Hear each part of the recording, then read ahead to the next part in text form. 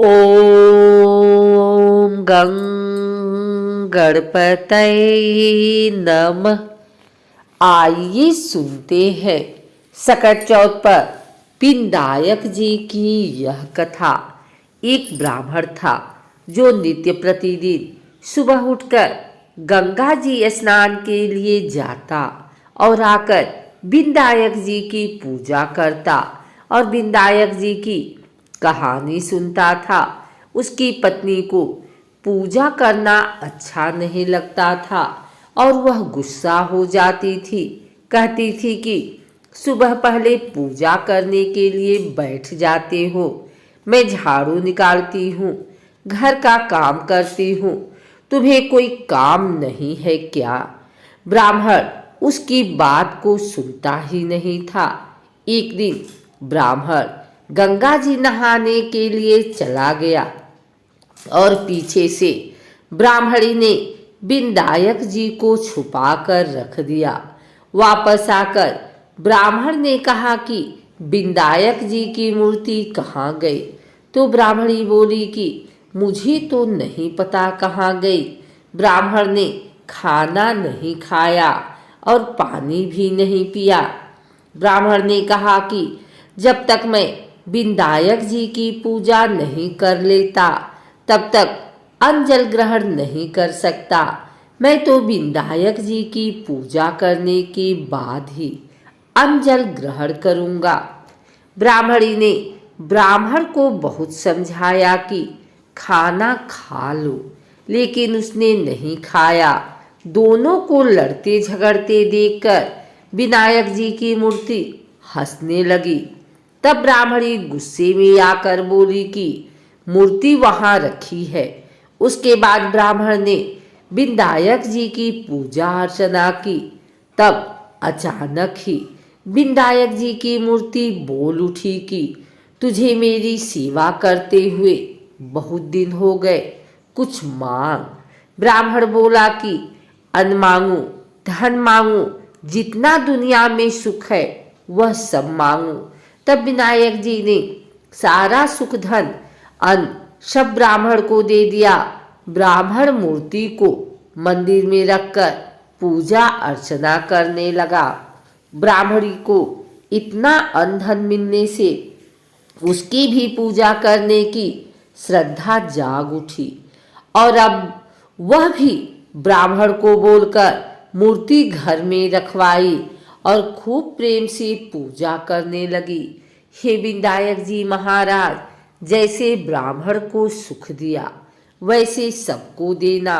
विनायक जी की कहानी कहने वाले को, विनायक जी की कहानी सुनने वाले को और हुंकारे भरने वाले को और पूरे परिवार को देना।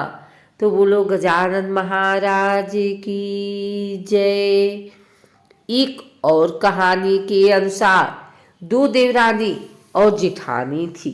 देवरानी के पास बहुत धन था, लेकिन जेठानी गरीब थी। जेठानी गणेश जी की बहुत आराधना करती थी।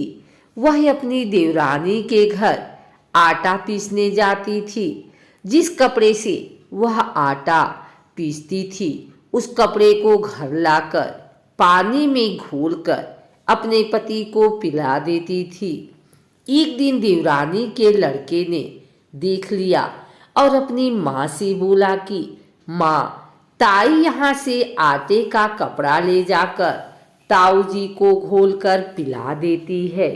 देवरानी बात सुनकर बहुत गुस्सा हुई और जेठानी को बोली कि मेरे घर से आटा छानने के बाद कपड़ा यहीं पर रखकर हाथ धोकर जाए। वह ऐसा ही करने लगी, लेकिन जब वह घर जाती तो उसका पति बोलता कि मुझे आटा घोलकर दे, बहुत भूख लग रही है। जेठानी ने बोला कि आज उसने आटा छानने का कपड़ा रख लिया। तब उसका पति गुस्से में आकर उसको मारने लगा। उस रात वह गणेश जी करती सो गई। गणेश जी आए और उन्होंने पूछा कि क्यों सो रही है? वह बोली कि मेरी देवरानी के आटा छानने के कपड़े लाकर मेरे पति को घोल कर पिलाती हूँ।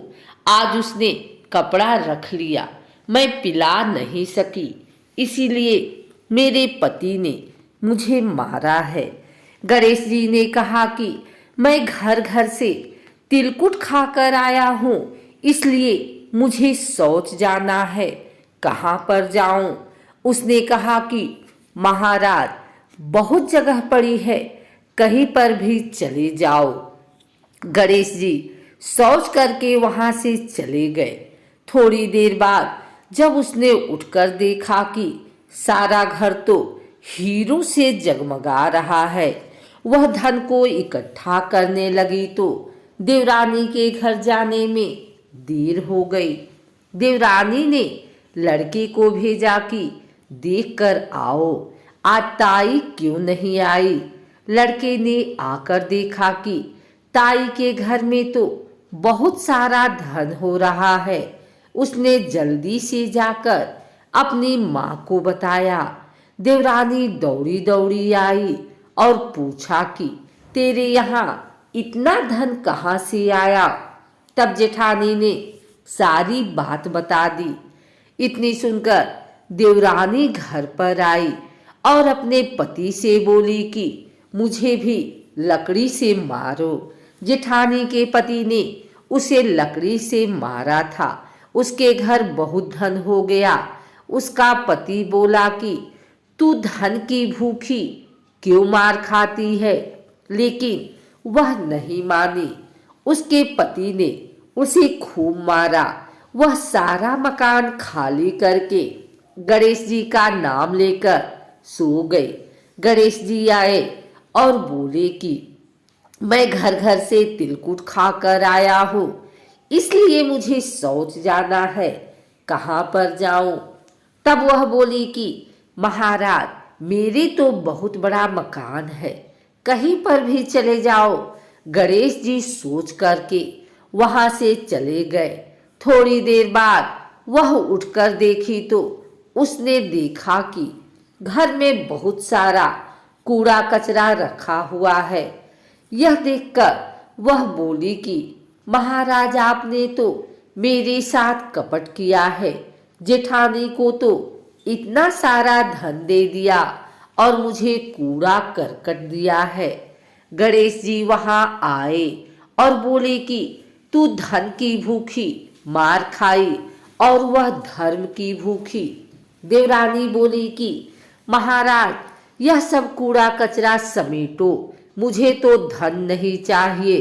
तब गणेश जी ने कहा कि तेरे पास जितना धन है उसमें से आधा जेठानी को दे दे, तब यह सब कूड़ा कचरा समेट लूंगा। देवरानी ने जब अपने धन में से आधा धन जेठानी को दिया, तब गणेश जी ने अपनी सारी माया समेटी। हे गजानन गणेश जी महाराज, देवरानी को दिया वैसा किसी को मत देना, जेठानी को दिया वैसा सबको देना। विनायक जी की कहानी कहने वाले को, विनायक जी की कहानी सुनने वाले को, हुंकारे देने वाले को और पूरे परिवार को देना। तो बोलो गजानन महाराज की जय, विनायक जी महाराज की जय।